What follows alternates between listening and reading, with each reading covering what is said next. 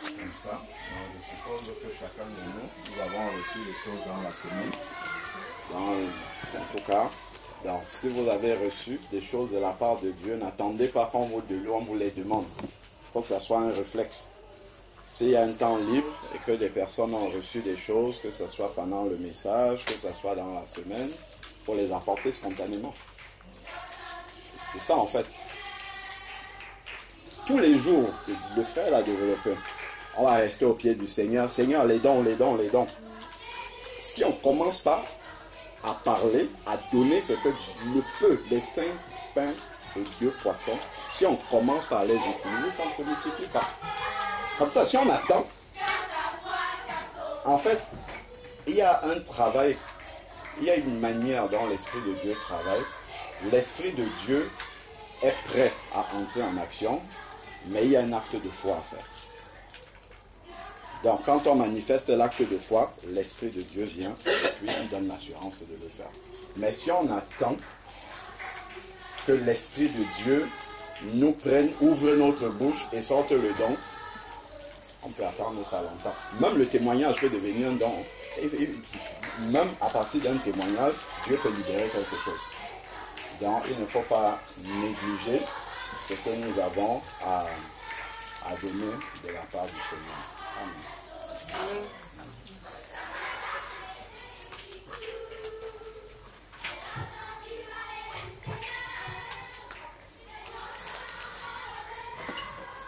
En fait, pendant que les deux frères parlaient, j'ai reçu, le Seigneur m'a rappelé Romains 8, 29 et 30.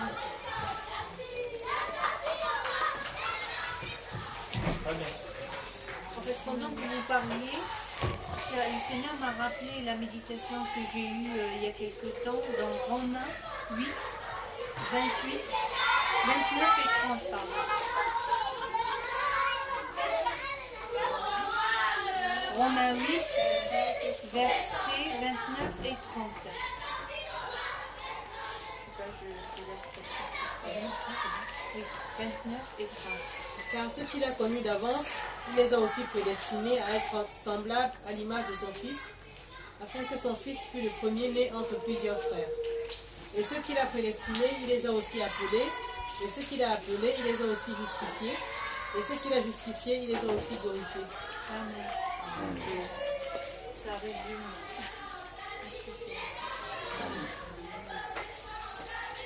Donc moi j'ai reçu un verset aussi pendant la prédication. C'est dans 1 Corinthiens chapitre 14. C'est le premier verset. 1 Corinthiens chapitre 14.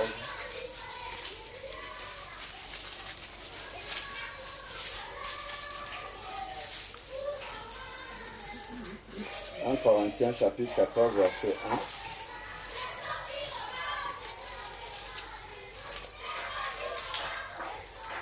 Il est dit, recherchez l'amour,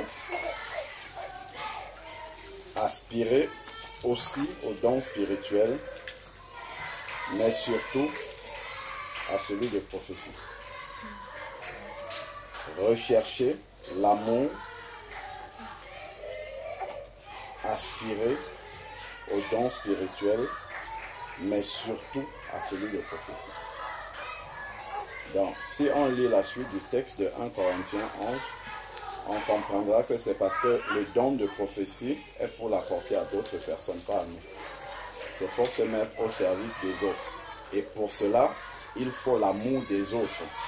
Si on n'a pas l'amour des autres, on ne peut pas, en tout cas un don spirituel, un don, un appel, le deuxième appel en fait. Donc je vais expliquer ça un peu plus rapidement.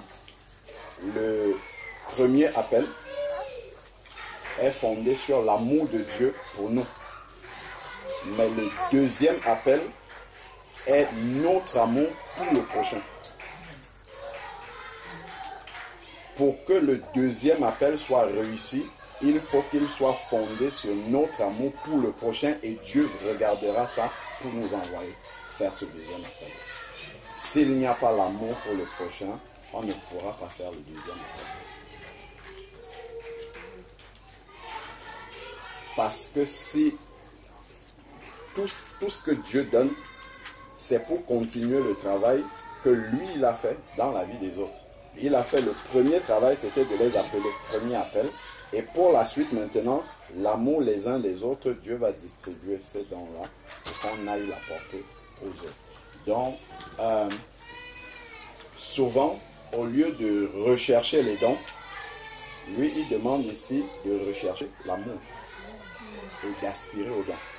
Parce que si tu es rempli d'amour pour les autres, déjà la Bible nous dit que tu ne peux pas être sans porter de fruits. Et donc, en portant des fruits comme ça, de manière naturelle, en fait, les dons de Dieu vont commencer à couler. Donc ça, c'est un point fondamental. Si nous voyons 1 Corinthiens 12, parle des dons spirituels, des ministères dans l'Église. 1 Corinthiens 14 parle de la manière d'utiliser ces dons-là, mais entre les deux chapitres, il y a 1 Corinthiens 13 qui est l'amour. Et c'est basé dessus. Si on n'aime pas les gens, on ne peut pas servir ces personnes-là comme Dieu le veut. Ça, c'est vraiment fondamental. D'ailleurs, 1 Corinthiens 13, si on voit le début, si la manifestation du don n'est pas portée, ou du deuxième appel, hein, moi je mélange les deux en fait. Si vraiment on aspire simplement au deuxième appel en se regardant nous-mêmes, ça peut traîner très longtemps.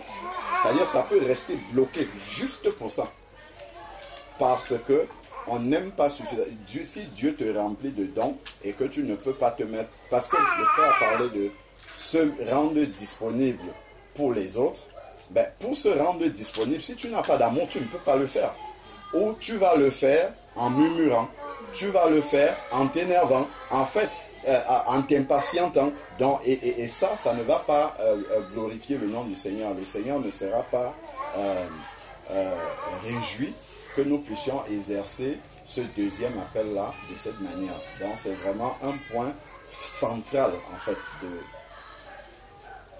travailler vraiment par rapport à aimer les autres en vérité.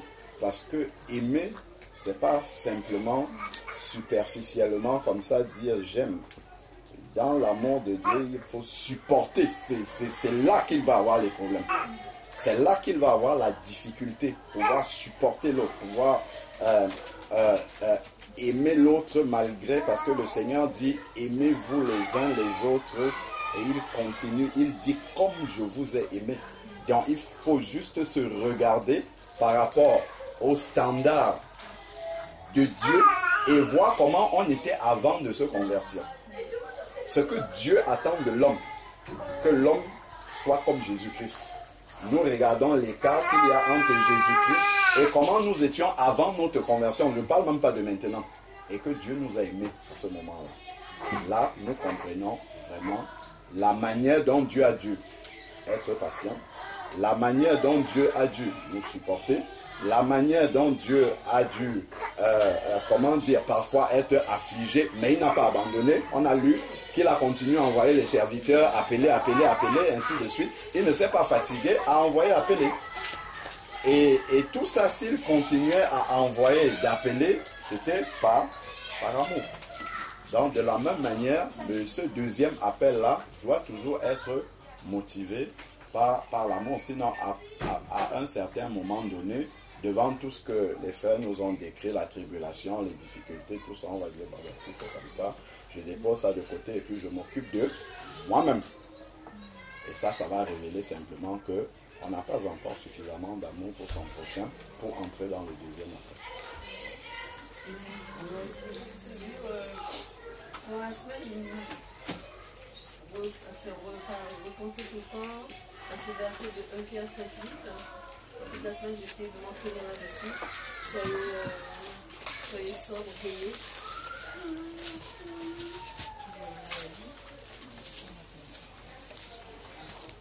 Et donc, moi, je rends grâce au Seigneur parce que le frère Jean-Paul, il a pu dire un petit peu davantage.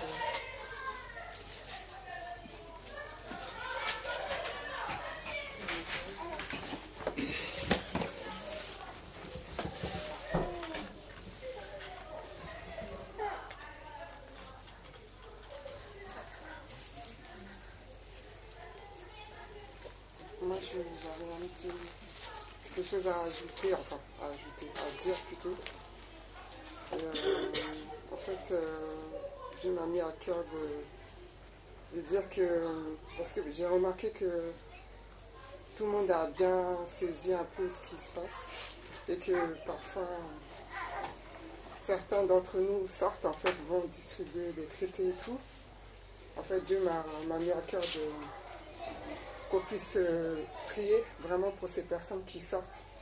Donc il faut qu'on soit au courant, en fait, de ceux qui sortent parce qu'on n'est pas forcément au courant. Donc voilà. Amen. Je suis la sœur Tabitha. Tu pourrais expliquer ce qui s'est passé cet après-midi? Parce que moi, quand je suis arrivée ici, cet après-midi, j'ai vraiment senti une émotion que je ne peux pas vraiment expliquer.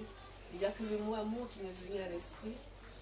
Et vraiment, j'étais presque au bord des larmes. Et toi, tu es venu me prendre dans les bras. Alors, je ne sais pas, je peux...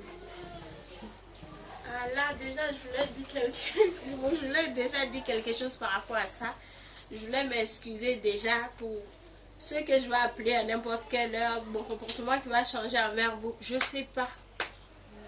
Je ne sais pas vraiment. Avant d'aller à la retraite, au bout d'un moment de ma marche avec le Seigneur, j'ai vu que j'étais bloquée. Au départ, déjà tu as dit Tabitha, eux ils m'appellent Tabitha, ceux qui me connaissaient avant, c'est le nom qu'un serviteur de Dieu m'a donné. Il dit, quand je te vois, c'est le nom que le Seigneur t'a donné. Et tous ils m'appelaient là-bas, mon nom c'est Aïcha, donc il n'y a que eux qui m'appellent comme ça. Et donc quand je suis venue ici, je n'ai pas dit que je m'appelais Tabitha, mais eux ils continuent à m'appeler comme ça. Ce matin, elle me disait que ah non, on est fatigué de ton nom qui revient, qui part. Mais seulement que je suis allée à la retraite avec cet esprit-là dans ma tête que je veux être utile pour mes frères et soeurs. Je ne veux pas être un fardeau pour eux, je veux vraiment être utile. Et à la retraite, le Seigneur m'a mis à cœur que les anciens devaient prier pour moi. Et hier, quand j'ai médité, c'est là que j'ai compris dans la méditation que l'apôtre Paul disait... Le don que le Saint-Esprit t'a donné avec l'imposition des mains des anciens, c'est ça j'ai compris. Je suis allée envers et tous, ceux qui sont là, ils peuvent témoigner. Je suis allée, j'ai dit, frère, prie pour moi, ou frère, bénis-moi. Ils ont dit, on prie pour toi, pourquoi? Je dis, je ne sais pas, c'est que le Seigneur te marque. Au frère Alain, je lui ai dit, frère, tu sais à quel point je te respecte, je ne peux pas me permettre de venir devant toi si ce n'est pas important. Il a prié pour moi automatiquement. Et tous, ceux qui sont là, ceux qui ne sont pas là, ils ont tous prié pour moi. Comme le Seigneur m'a dit. Je suis allée, Papa Nicanor, il est là. Il m'a demandé, je dois prier pour toi. Il a dit, bénis-moi, je suis ton enfant. Ils ont tous prié pour moi. Quand je suis sortie de là, vraiment, je ne sais pas comment expliquer. Non, il y a des femmes, vraiment, je suis désolée. Il y a les femmes mariées, quoi, je les appelais à n'importe quelle heure. J'ai décidé de ne plus faire. Celle qui est toujours enfermée, j'ai les messages, j'ai peur de dire peut-être c'est le Seigneur. Il y a des choses que le Seigneur me met à cœur, je ne veux pas faire, peut-être c'est le diable. Quand le frère Alain priait pour moi, il a dit si tu reçois un message, tu donnes, ne te dis pas que c'est le malin qui te parle. Il ne pouvait pas savoir que c'est quelque chose, je pense à ça tout le temps. Ne pas donner. J'ai ressenti que je dois aller te prendre dans les bras, je t'ai pris dans les bras. J'ai obéi automatiquement. C'est tout. Donc, si je t'appelle à n'importe quelle maçon, on doit prier. Comment me poser la question? Je ne sais pas, on n'a qu'à prier seulement. C'est tout. Donc, je voulais m'excuser pour ça. Si mon comportement change envers vous, j'ai décidé d'obéir, c'est tout. Moi, je dis que je suis arrivée, j'ai senti quelque chose. J'ai senti que je devais te prendre dans les bras. Je voulais attendre même que la chanson finisse. J'ai dit, je suis toujours en train de me gêner pour faire les choses. J'ai décidé d'obéir.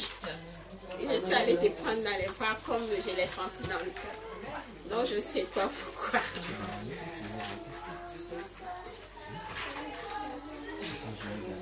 Amen. Que Dieu me pardonne. Moi j'avais dit que j'allais partir sans parler. Même pas que je veux parler, je veux dire quelque chose. Que Dieu me pardonne. C'est lui seul qui nous conduit. Donc nous on n'a pas de décision à prendre de soi-même. On se laisse vraiment guider par lui. C'est pas une attention que je vais tirer, mais je vais juste nous interpeller parfois de comprendre les choses de Dieu. Vous avez vu que, je ne sais pas si vous le constatez, que depuis qu'on est sorti de la retraite, on est en train de tourner sur quelque chose. Si on ne parle pas des ministères, on parle des gens. Si on ne parle pas des ministères, on parle des gens. Quel que soit là où on va commencer, mais on finit par les dents, pour le ministère. Je ne sais pas si quelqu'un s'est déjà posé la question pourquoi Dieu insiste.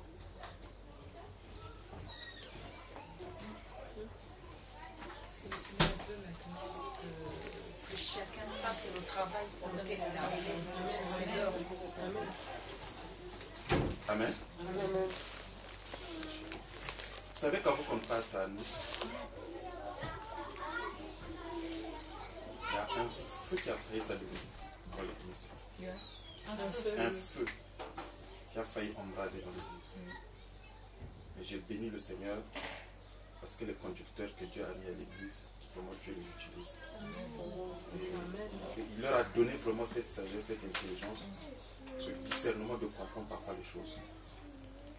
Ils n'ont pas vraiment cherché à répondre à ce feu, juste pour atténuer la situation pour qu'on aille à la retraite. Et quand nous sommes allés à la retraite, nous avons tous vu ce que Dieu a fait. Mais à la sortie de la retraite, Dieu est en train d'insister sur quelque chose. C'est qu'il y a quelque chose que Dieu veut qu'on fasse. On parle des dons, on parle des ministères, mais il y a quelque chose de profond qu'on ne doit pas négliger. Il parle de la purification.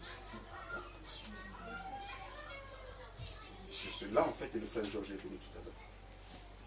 Il n'y a rien après, il y a tout. Mais, qu'est-ce qu'il faut faire? La personne qui est appelée au don ou au ministère, quel comportement doit-il avoir? Amen. C'est très important.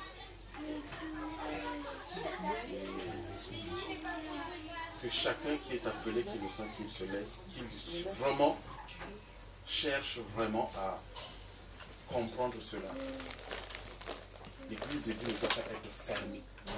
L'église de Dieu doit être... Le frère Georges a pris un exemple qui est très profond. Il dit, tu vas aller au pied du Seigneur. Quand tu as fini de recevoir, tu vas garder ça chez toi ou tu vas faire quoi? Sortir. Il faut sortir. Ma soeur t'a dit, et elle est partie. Effectivement, il y avait des messages qu'on gardait. Quelqu'un une fois m'appelle, la personne pleurait. Non, il y a un message, Et vraiment, j'ai gardé, mais là, il faut que je donne le message. La personne a été troublée dans le sens parce qu'elle gardait le message. En tout cas, elle a vu des choses que le Seigneur lui-même lui a montré, elle-même le sait. Mais le jour qu'elle a libéré ce message-là, une parole seulement a été prononcée sur la personne. La nuit, Dieu l'a fait vêtir une nouvelle robe. Même ce que la personne avait, il disait que je vais laver pour le mettre, il dit ça c'est ça, mais moi je vais te donner ce qui est nouveau. À cause de l'obéissance. Même si on ne peut pas donner à toute l'église, mais les messages, il y a des messages, tu peux aller devant le conducteur. Voilà ce que le Seigneur dit. Parce que le Seigneur donne le message pour son église. On dit les choses cachées sont pour qui? Sont pour Dieu. Et les choses révélées sont. Donc si Dieu a déjà révélé, il faut quand même qu'on donne ce message-là. Donc il y en a beaucoup qui Dieu vraiment appelle pour son ministère, pour son église, que vraiment tout un chacun vraiment cherche à être disposé. Parce que Dieu veut faire quelque chose dans l'église. Dieu veut faire quelque chose dans l'église. Ne nous amusons pas. Que ce ne soit plus un problème parce qu'on a dit qu'aujourd'hui on va être au Bourget, au parc on joue, on doit aller à l'église. Vous vous rendez compte combien de kilomètres on a parcouru pour venir ici à Fontainebleau? Et que ça ne soit pas pour venir se regarder. Que nos déplacements ne soient plus les déplacements du dimanche pour aller à la communion fraternelle. Et que chacun puisse voir dans ses déplacements, qu'est-ce qu'on va faire? Pourquoi on se déplace? Et que dois-je faire? Parce que si nous ne le faisons pas, il y a des gens que Dieu veut envoyer loin pour faire son œuvre. Mais si nous qui sommes là, nous ne sommes pas en train de grandir, nous ne sommes pas en train de nous impliquer dans l'œuvre de Dieu, nous sommes en train de bloquer ces personnes-là.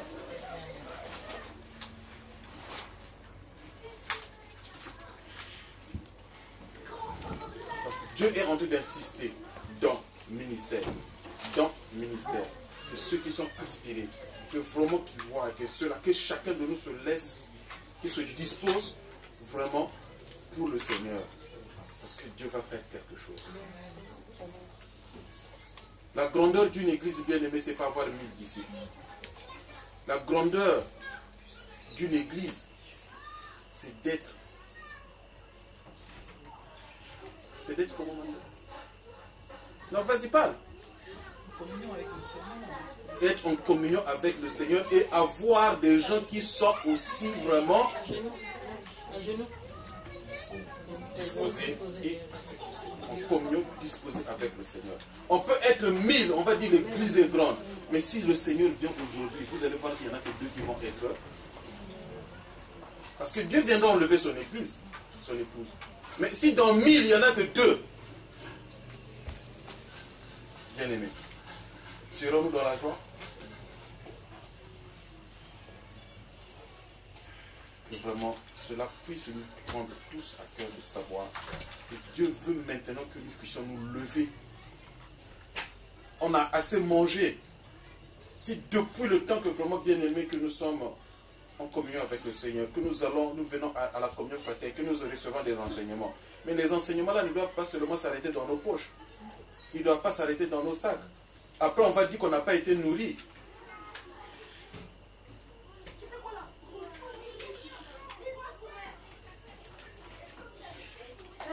C'est ce que ça veut dire. Parce que si on a une sémence qu'on est en train de semer, qu'on est en train de mettre sur la terre, si ça ne sort pas, on va dire qu'on n'a rien semé. Pour quelqu'un qui vient, il va dire qu'il n'y a rien ici, ça ne germe pas, ça ne pousse pas. Mais quand on va voir pousser, on dit, ah, c'est qu'il y a un semeur qui est passé ici. Il a semé, et voilà, les rejetants, donc la sémence qui est en train de sortir. Mais si nous qui recevons et que nous ne faisons pas sortir ce qui est semé en nous, nous sommes en train de tuer carrément l'œuvre, le travail qu'a fait le semeur.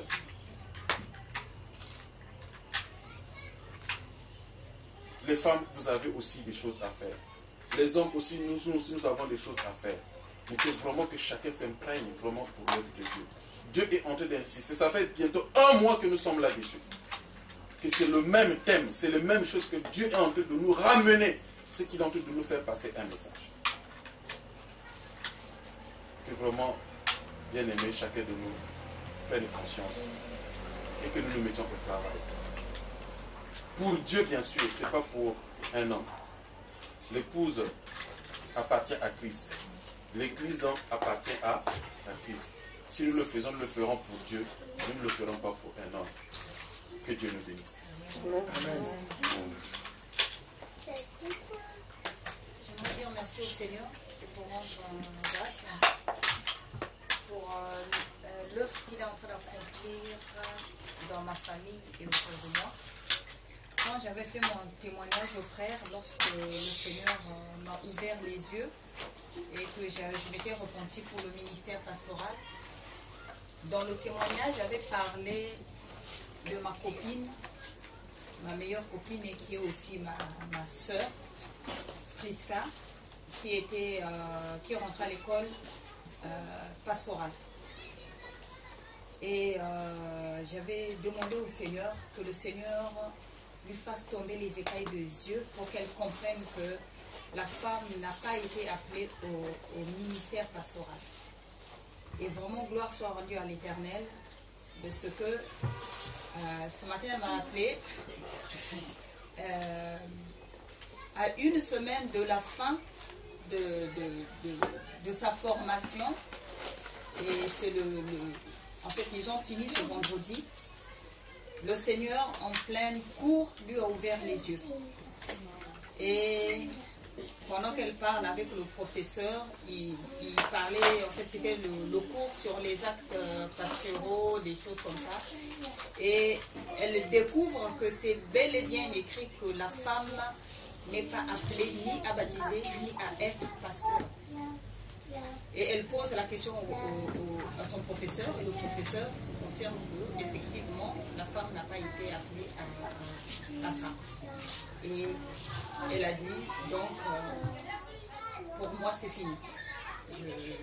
J'avais des écailles, j'arrête, je ne serai pas pasteur. Donc ce matin, elle m'a appelé pour me dire, voilà, tu avais raison. Le Seigneur m'a convaincu que c'est bel et bien sa parole est réelle et que la femme ne peut pas devenir pasteur, donc je ne serai pas pasteur. Voilà, je ne vais pas exercer. Je sais que je vais avoir des tribulations parce qu'il va falloir expliquer, parce qu'il y a Silon qui a payé ses cours pendant toute la période de l'école. Il y a toute la famille qui regarde, parce que chez nous, c'est vraiment un honneur d'avoir une femme qui est pasteur dans la famille. C'est même plus que le Messie lui-même, le Christ lui-même. Donc, et elle a dit qu'elle est prête à affronter tout ça. Que les écailles sont tombées sur eux. Vraiment, je dis merci au Seigneur parce que ça a été des prières. Et je voulais vraiment que le Seigneur nous ouvre les yeux. On a eu des moments de dispute, des moments des heures où elle me disait, je sais que tu vas revenir parce que c'est pas possible. Vraiment, je remercie le Seigneur. Et je dis aussi merci au Seigneur parce que ma soeur aussi, Jose, et elle prêchait aussi la parole. Elle était même à un moment présidente de la chorale. Elle était vraiment dans la prédication. Et le Seigneur aussi lui a fait tomber les écailles des yeux. Elle est sortie non seulement des prédications, mais même de l'église évangélique où vraiment elle est choquée par tout ce qu'elle a pu accepter durant toutes ces années. Et elle était vraiment, le Seigneur a utilisé le frère Georges, que le Seigneur te bénisse encore frère pour le travail que tu as accompli. Et aujourd'hui, elle est avec nous, elle se connecte, elle est même beaucoup plus motivée que moi. Hein. C'est elle qui me dit, il y a Skype ce soir, tu n'étais pas encore connecté. Vraiment pour moi, c'est un cadeau, mais alors immérité que le Seigneur me donne. Alors je vous dis merci. Merci. Gloire à Dieu. Seigneur éternel, Père, nous voulons bénir encore ton Saint-Nom. Seigneur, nous nous souvenons de cette prière que nous t'avons adressée au sujet de Prisca. Père, cela a fait des années. Le temps est passé. Seigneur Dieu, tu n'avais pas mis cette prière dans le placard. Elle était au-devant de toi. Tu as permis à Prisca de finir cette formation et qu'à la fin, elle comprenne, Père, que c'est toi le juste juge, c'est toi le maître, tu es le souverain. Et à la fin, Seigneur Dieu, tu fais tomber les écailles de ses yeux. Amen. Père, que cela vraiment soit un puissant témoignage pour tous ses camarades. Que lorsque ceux avec qui, Père, elle a été dans cette formation, entendront la raison pour laquelle Prisca est sortie. Oh Père, que cela les aide à comprendre que tu es la vérité. Seigneur Dieu, nous te bénissons pour la vie de Prisca. Père, que rien ne puisse venir, Seigneur, ébranler sa foi. Que tout ce qu'elle a confessé de sa bouche, tout ce qu'elle a reconnu comme venant de toi, Père, que cela reste ancré dans son cœur. Que, Seigneur Dieu, elle reçoive vraiment la force pour tenir face à l'adversité. Père, c'est toi qui fléchis les cœurs des autorités. Que le cœur de son oncle soit fléchi, Seigneur Dieu, afin que lorsqu'il entendra le témoignage de Prisca, qu'il ait la crainte de Jésus-Christ. Père, que lui-même se convertisse, parce qu'il aura vu comment est-ce que tu es plus puissant, Seigneur, que tous les raisonnements que les hommes peuvent avoir, toute la sagesse que les hommes peuvent avoir. Oh Père éternel, béni sois-tu pour la grâce que tu nous donnes d'entendre ce témoignage de Prisca. Père, sois élevé, sois honoré, sois adoré, sois exalté, Père éternel. Amen. Oh Seigneur Dieu, nous te prions, fortifie Prisca. Seigneur, afin que dans sa nouvelle marche avec toi, Père, qu'elle soit utile dans ton royaume. Qu'elle soit utile, Seigneur Dieu, pour l'œuvre à laquelle, Seigneur, tu l'appelles maintenant à faire. Pour que, Seigneur Dieu, en donnant ce témoignage aux personnes, que les personnes voient le travail que